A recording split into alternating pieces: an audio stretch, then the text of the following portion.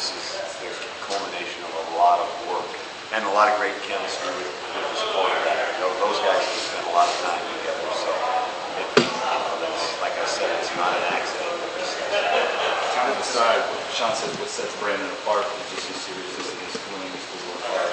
Oh, absolutely.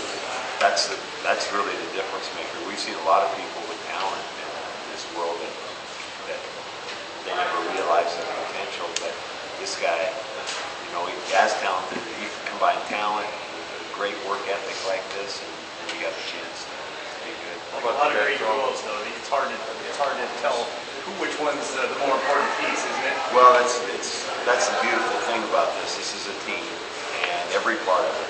None of it happens without some protection, and none of it really happens without a good supporting cast.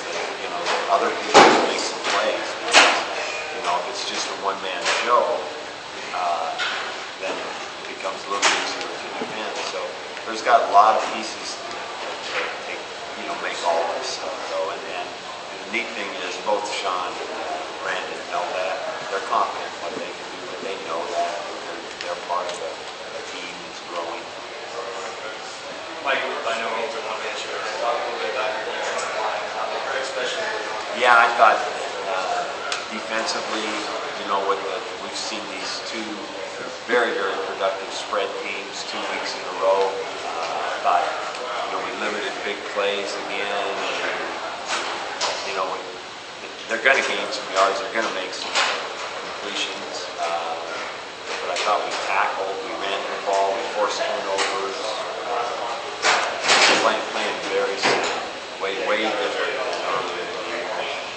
Really proud of it. It's good coaching by that group and hard, good plan by our defensive team. How are you getting Brandon the ball? Like, everybody in the stadium knows he's going to get the ball. You still get it to him. How are you getting him? Well, that we were actually surprised a little bit tonight. We got more man coverage than we thought we were going to. So we kind of have to look at that. And we have to try to make sure that we find some stuff all the time that says, okay, because that question gets scary. If somebody really wants to do something, what happens? But what we try to do, John, is move it. It's not always the same position. He'll line up short side of the field, and he'll line up to the wide side of the field. He'll be a single guy. He'll be with somebody else. We try to change that up all the time, and then just see what they're doing with him. And that's why other people have to make plays. And if other people will make some plays, and Sean will not just force it, then when it's there, he can get it. Then it's a pretty good deal. Are there times Sean just throws the ball and you think, well, Brandon will probably come down with it, even though that wasn't a great look? They've done that. They've done that, but not often. He's usually going where that's the thing where Sean's, I think, playing real well. Is he's usually going where we think he's supposed to go. That's the worst thing as a coach when you've got a pattern called. You see the coverage. You think the ball should. You're just looking for it to go here, and then there it goes. That's when something's not right, and that does not happen with these guys. So that's pretty neat. You guys had bowl eligibility. I'm glad to be bowl eligible. Now let's see which one we can go to. I think it's great. Absolutely excited about that. And now it's our job to just raise the bar and see what we can do. And it's really important. This team has been fun. We learned a real good lesson early to just stay in the moment, just play the games, because if you all of a sudden you don't play well, you lose.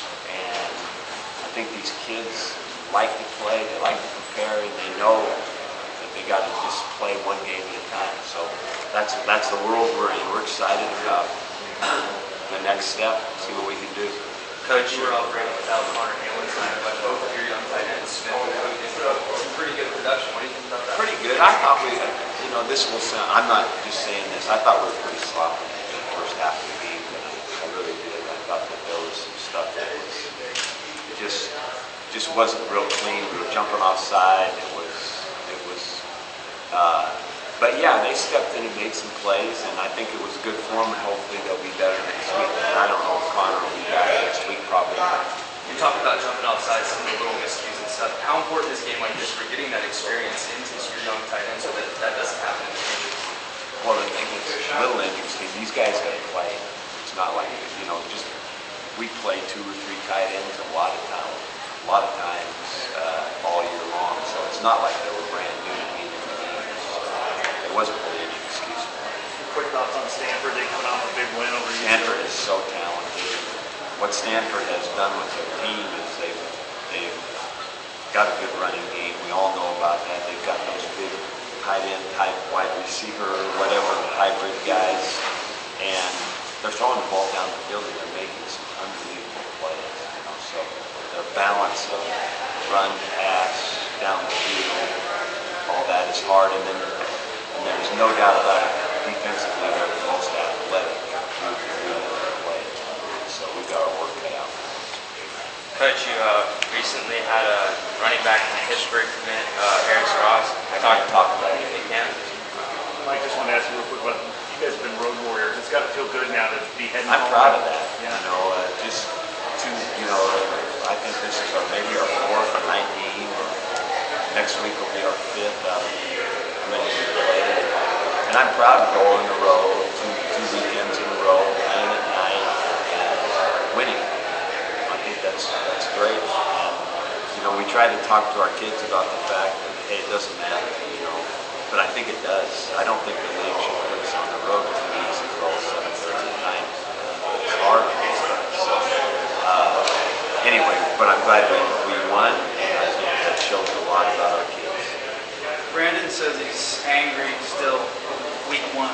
It Yeah. should be 7-0. Can you guys feed on that? When Yeah. does that die out? John, I think it's a great lesson always, and I think it's a constant reminder. Hey, we got to get ready every week because that's as simple as I can put it. I think it's just a great constant reminder of you better get ready to play because anything can happen, and when you're ready, you got a chance. And I'm not surprised one bit about it. I know all these guys. That always lingers in everybody's mind right there. What if we were 7-0 right now? But once we lost, we'll take this. It's a pretty good next best step, and it says a lot about these kids and the group of guys I got coaching. I think they've done a nice job of just steadily helping these kids get better. And these guys, there are some of the best older kids in this program I've ever known.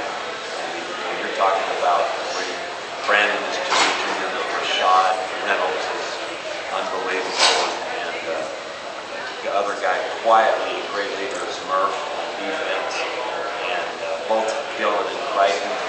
And then the 2 guards, they don't say much, you don't hear about them a lot, but Inger and Josh Andrews are rocks. I mean, those guys work hard, they get all bloodied up every week, and then they just come back and play. They're great examples for this team. So we've got some good older kids that are really helping this thing go.